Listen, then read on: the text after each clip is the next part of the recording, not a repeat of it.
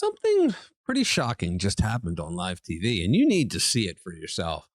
While you were rightly focused on Charlie Kirk's powerful memorial, another story was brewing, one that reveals just how desperate Democrats have become.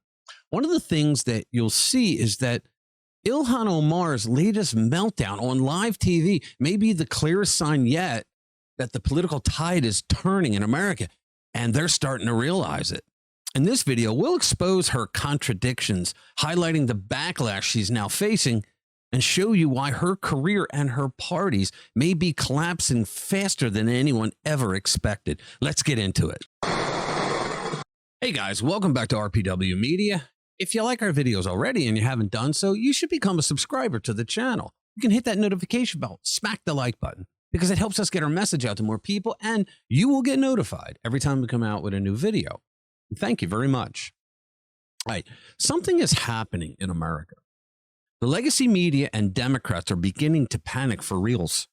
They realize with growing dread that they are witnessing their own political obituary play out in real time. A spiritual and political awakening is sweeping across this country, unlike anything we've seen before. You and I both know it. We are seeing it. So the panic is real, and that panic burst into public view when Omar completely melted down on live television. CNN's Caitlin Collins, Caitlin Collins, a woman who never liked a conservative in her life, pressed her about reposting a vile and dishonest video that compared Charlie Kirk to Dr. Frankenstein and claimed his monster shot him through the neck. In other words, she's claiming that Charlie Kirk was so hate-filled that he enraged a trans ideology person to kill him. Are you kidding me? Charlie Kirk never did anything of the sort. Omar has been pushing this twisted narrative that Charlie was somehow to blame for his own assassination. Now, pay close attention to how the longer she speaks, the more animated she gets, and she gets herself deeper into trouble because the American people are just fed up with having to be polite to these losers when they lie straight to your face. And she's lying about Kirk during this interview. Give it a watch. No one is saying that you have to agree with him. I don't think it's surprising that his wife agreed with him, obviously, or that they shared similar views.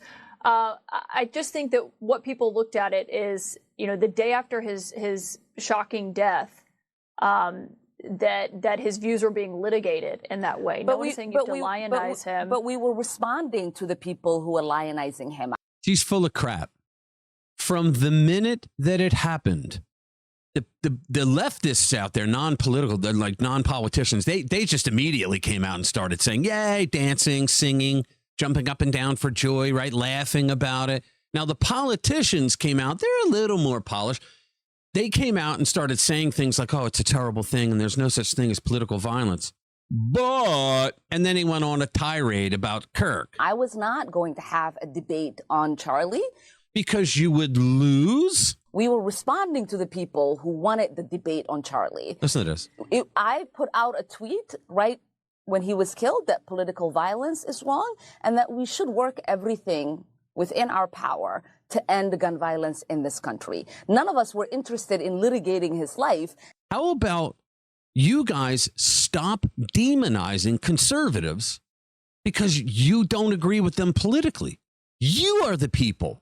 The left are the people that started this. Until his supporters and our House Republican colleagues decided to say he was akin to Martin Luther King, who this man loathed.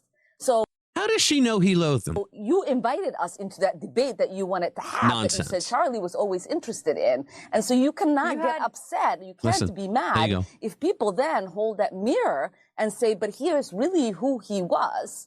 And we cannot forget. It's one thing to ask us to condemn the violence, but it's another for you to ask us to pretend Charlie wasn't who Charlie was. Charlie wasn't who you say he was. Charlie was the next closest thing to a saint on earth. He never did any of the things that you guys claim he did. That's what's so infuriating when we have to listen to this kind of babbling. I'm not sure anyone's asking that. I mean, maybe some that people is what that is what people are asking. Notice how she's interrupting her. People are asking Look at her. And are getting fired for sharing Charlie's words. Well, and some people were celebrating it. That was part of it. But I haven't seen that. Issue, I've just seen people sharing. He hasn't seen that. There was a town hall that you had 6 days ago. You called Kirk a quote hateful man, and you had reposted a video that I'm sure you've seen. You've taken criticism for. It's a video that called him a reprehensible human being and said Kirk was Dr. Frankenstein and his monster shot him through the neck. Look at her almost laughing, the smirk on Why her face. repost that video?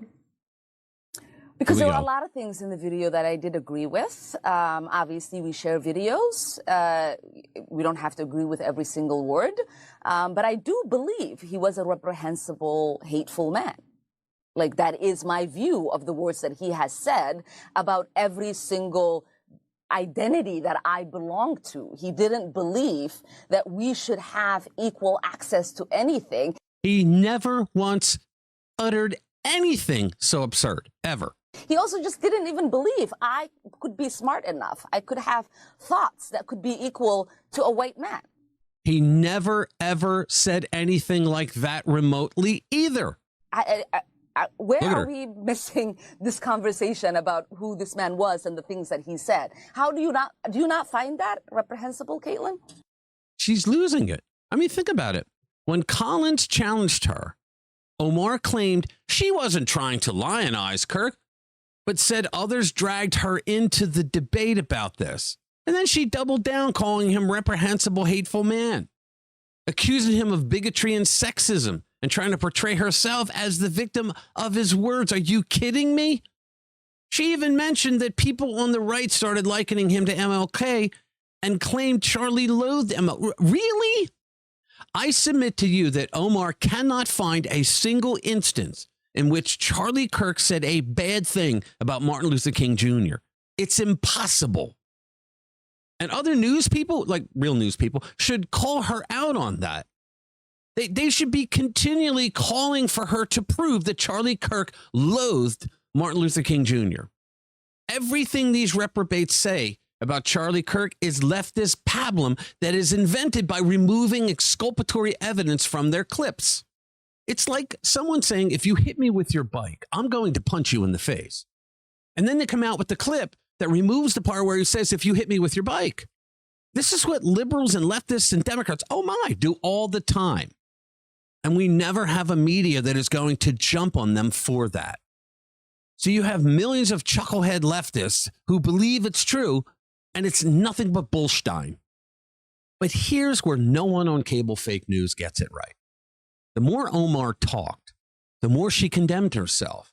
Omar throws around the same hateful, inflammatory rhetoric she accuses everyone else of using. She smears conservatives as fascists, and she doesn't even know that fascism is a left-wing ideology. I did a video on that yesterday, and I'll drop the link in the description for you if you want to watch it. In her obsessive babbling, she went on to say that Charlie is filled with hate. But isn't she doing that every single day when she calls people fascists and Nazis? And that they are a bunch of sexist, homophobes, istophobes, whatever? She is the problem. Even her words now work against her.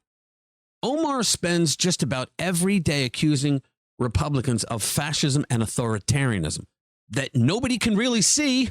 She never has to put up proof because no one's going to call for it. But think about this. If Trump and or Republicans really were fascists, would she be free to go on a national television show and say these things? No, not at all. Millions of conservatives couldn't speak their minds during the actual fascist Biden regime that censored conservative speech from day one. That administration had over 20 federal departments that were working with social media companies, forcing them to censor free speech that they didn't like. For goodness sake, they created a disinformation governance board. Remember that?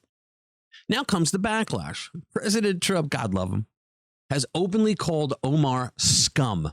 He even questioned her citizenship, pointing back to long-standing allegations that she married her brother to commit immigration fraud. South Carolina Representative Nancy Mace has gone as far as to call for Omar's deportation. We can revoke it from her.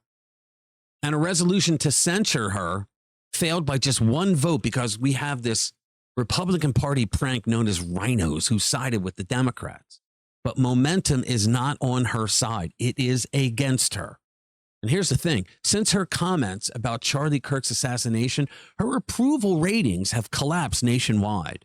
Even CNN, her usual safe space, couldn't wait to shut down the interview as Omar grew more defensive and more unhinged. You saw it. It's obvious she's losing the public relations battle, but whatever influence she once had is evaporating outside her own district. You see the bigger picture yet? This meltdown fits a larger pattern among the political elite. They demand civility while cheering violence against their opposition. They impose rules they refuse to live by.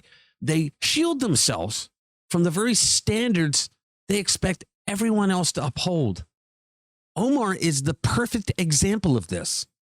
She insists on protection for herself while tearing down others with character assassination. But this time, the backlash is real. When people are confronted with their own contradictions, the reaction is usually anger. Omar's repeated public meltdowns are living proof, clear signs that the pressure is getting to her. She just basically begged Caitlin Collins to agree with her. Let's not forget, it's not just her career that's on the line. What we're witnessing may be the beginning of a broader rejection of the entire Democratic establishment itself. The American public looks ready to send them into political exile, whether it comes through deportation efforts, collapsing approval ratings, or mounting public backlash that sends them walking on their own. Ilhan Omar and her allies are facing a real reckoning. So what's the lesson here? Omar's effort to smear Charlie Kirk after his death has completely blown up in her face. Instead of discrediting him, she exposed her own hypocrisy. And in the process, she fueled the very movement she fears most. So here's the upside. While Omar's career crumbles, the American people are still waking up, and even more. The more the left overplays their hand, the clearer it becomes that their influence is fading. That's a win, not just for conservatives, but for free speech, truth, and the future of this country. All right, thank you for watching. I'll see you in the next one.